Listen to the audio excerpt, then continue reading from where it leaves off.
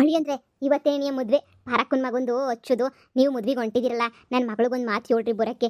ಜನ ಎಲ್ಲ ಹೆಂಗೋ ಮಾತಾಡ್ತಾವ್ರೆ. ಈಗ ನಾವು ಅವರು ಎಲ್ಲ ಸಂದಕ್ಕಿದ್ದೀವಿ, ಏನು ತೊಂದರೆ ಇಲ್ಲ ಅನ್ನಂಗೆ ಜನನೂ ಅನ್ಕೋಬೇಕು ಅಂತ ಹೇಳಿದ್ರೆ, ನನ್ನ ಮಗಳೂ ಮದ್ವೆಗೆ ಬಂದರೆ ನೀ ಸಂದ ಬರಲಿಲ್ಲ ಅಂತ ಹೇಳಿದ್ರೆ ಸುಮ್ಕೆ ನೀ ಓದಲಾಕೋ ನನ್ನ ಮಾತುಗಳು ಬಂದ್ಬಿಡ್ತವೆ.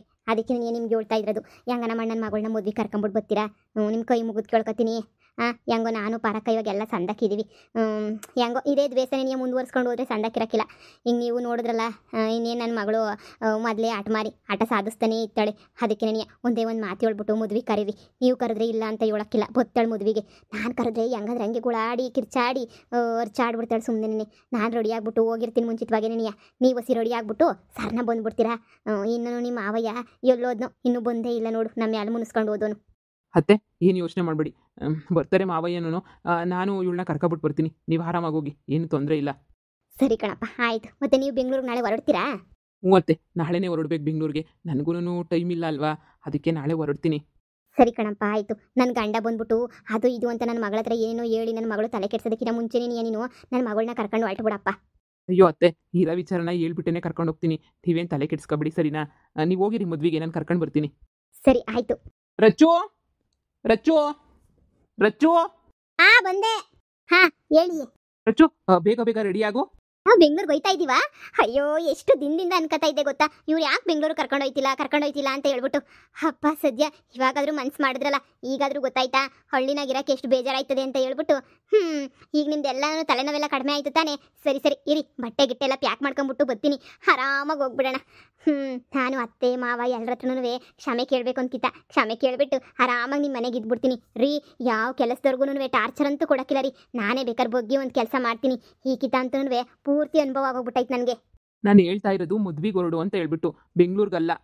ಏನು ಮದ್ವೆಗೆ ಹೊರಡು ಅಂತ ಹೇಳ್ತಾ ಇದ್ದೀರಾ? ಇಲ್ಲ, ನಾನು ಮದ್ವೆಗೆಲ್ಲ ಬರಲ್ಲ. ನೀವೇ ಬೇಕಾದರೆ ಹೋಗ್ಬಿಟ್ಟು ಬನ್ನಿ, ನಾನಂತೂ ಮದ್ವೆಗೆ ಬರಲ್ಲ. ಬಲವಂತನೂ ಮಾಡಬೇಡಿ. ನಮ್ಮಮ್ಮನೂ ಬಂದು ಕರೆದ್ರು, ನಾನು ಬರಲ್ಲ ಅಂತಲೇ ಹೇಳಿ ಕಳಿಸಿದ್ದೀನಿ. ನೀವು ಅಷ್ಟೇನೆ, ಬಲವಂತ ಮಾಡೋಕ್ಕೆ ಹೋಗ್ಬೇಡಿ. ನಿಮ್ಗೆ ಇಷ್ಟ ಇದ್ದರೆ ನೀವು ಹೋಗ್ಬಿಟ್ಟು ಬನ್ನಿ. ಮೊನ್ನೆ ನನ್ನ ಫ್ರೆಂಡ್ ಎಂಗೇಜ್ಮೆಂಟ್ ಆಯಿತು, ನಿಮ್ಮನ್ನೇನಾದರೂ ಕರೆದ್ನ ನಾನು? ಇಲ್ಲ ತಾನೇ. ನನಗೆ ಇಷ್ಟ ಇರೋ ಕಡೆ ಇದ್ದರೆ ನಾನು ಹೋಗ್ಬಿಟ್ಟು ಬರ್ತೀನಿ.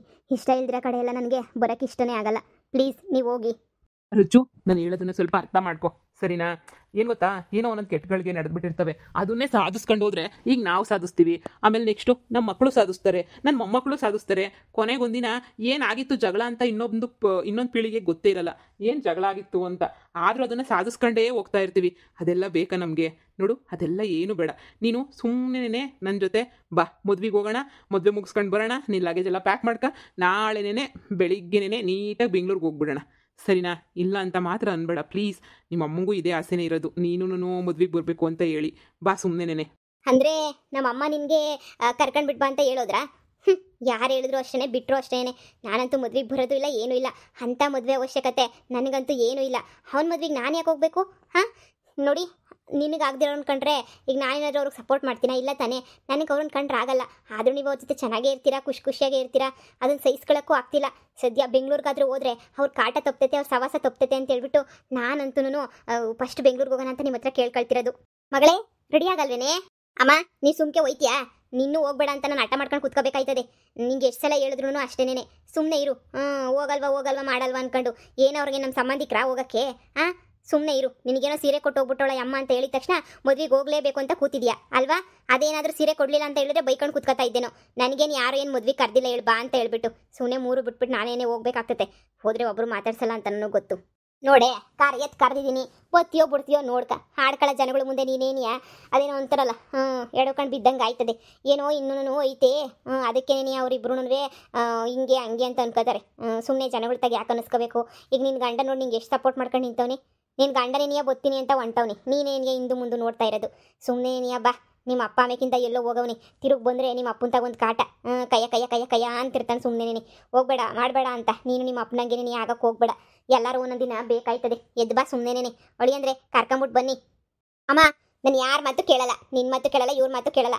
ನಾನಂತೂ ಮದ್ವೆಗೆ ಬರಲ್ಲ ಅಂದರೆ ಬರಲ್ಲ. ಅವ್ರ ಮದುವೆಗೆ ದಾರಿಗೆ ಹೋಗೋ ದಾಸಾಯಿನ ಮದ್ವೆಗೆ ಬೇಕಾದರೆ ಹೋಗ್ಬಿಡ್ತೀನಿ. ಆದರೆ ಅವ್ರ ಮದ್ವೆಗೆ ಮಾತ್ರ ನಾನು ಬಲವಂತ ಮಾಡಿ ಕರಿಬೇಡ್ರಿ. ನಾನಂತೂ ಬರೋದು ಇಲ್ಲ. ಇದೇ ಗೋಲ್ಡೋಳಿ ಅಂದರೆ ನನಗಂತೂ ನನ್ನ ಜೀವನ ಸಾಕಾಗೋಗ್ಬಿಟ್ಟೈತೆ.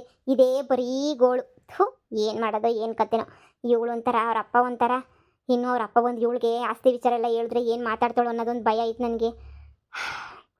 ಇವ್ರ ಮಧ್ಯೆ ತಗ್ಲಾಕಬಿಟ್ಟು ನಾನು ಮೊದಲು ಇವ್ರ ಥರನೇ ಇದ್ನಲ್ವ, ಅವಾಗ ನನಗೂ ಏನೂ ಅನ್ನಿಸ್ತಿರಲಿಲ್ಲ. ಈಗ ನಾನು ಬದಲಾಗಿರೋದಕ್ಕೆ ಏನು ಮಾಡೋಕ್ಕೂ ತಲೆ ಕೆಟ್ಟು ತಲೆ ನೋವು ಬಂದ್ಬಿಡ್ತದೆ ನನಗಂತೂ. ಸರಿ ಬಿಡಿ, ಬಂದರೆ ಬರಲಿ ಹೋದ್ರೆ ಹೋಗಲಿ, ಇನ್ನೇನು ಬಲವಂತ ಮಾಡ್ಬಿಟ್ಟು ಆಟ ಮಾಡ್ಕೊಂಡು ಕುಂತ್ಕೊಳ್ಳೋಕ್ಕಾಯ್ತದ? ನಾನು ಹೋಯ್ತೀನಿ ಮದುವೆಗೆ. ಇನ್ನೂ ಸೀರೆ ಗಿರೆ ಎಲ್ಲ ಉಟ್ಕೊಂಡು ಹೋಗ್ಬೇಕು.